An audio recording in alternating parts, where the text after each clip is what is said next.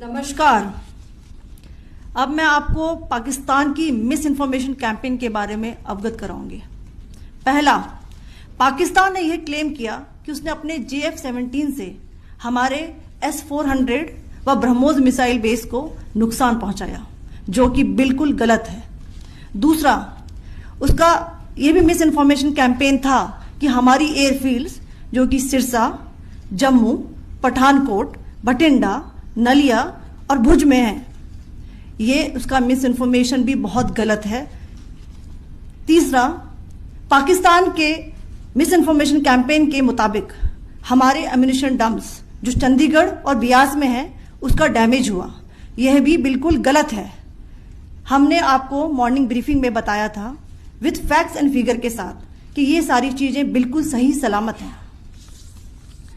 अब मैं आपको बताना चाहती हूं कि पाकिस्तान के एक प्रेस कॉन्फ्रेंस में ये बात की गई थी कि उनके सीनियर मिलिट्री ऑफिसर्स जो कि पूरी तरह से ये भ्रामक हैं और तथ्यों से दूर हैं कि पाकिस्तान की ओर से ये झूठा आरोप भी लगाया जा रहा है कि भारतीय सेना ने मस्जिदों को नुकसान पहुंचाया। मैं इससे बिल्कुल स्पष्ट करना चाहती हूं कि India is a secular nation और हमारी सेना भारत के कॉन्स्टिट्यूशनल वैल्यूज की एक बहुत प्यारी झलक है। इंडियन आर्म फोर्सेस ने पाकिस्तान को बहुत भारी नुकसान पहुंचाया, उनके मिलिट्री इंफ्रास्ट्रक्चर्स को, चाहे वो लैंड एसेट्स हो या फिर उनके एयर एसेट्स। यही नहीं, इंडियन आर्म फोर्सेस ने पाकिस्तान की एयरफील्ड्स स्कर्दू, जकोबाबाद, सरगोदा और बुलारी को बहुत नुकसान पहुंचाया। इसके अलावा पाकिस्तान के air defence system, radar system, उनको भी एयर स्पेस में अनटेनेबल किया।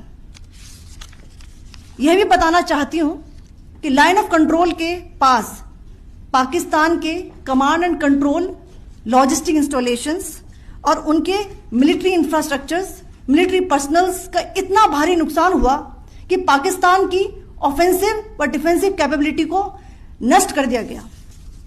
अंत में मैं फिर से ये बात दोहराना चाहूंगी, इंडियन आर्म फोर्सेस पूरी तरह से तैयार है, सतर्क है और भारत की संप्रभुता और अखंडता की रक्षा के लिए पूरी तरह से कमिटेड है।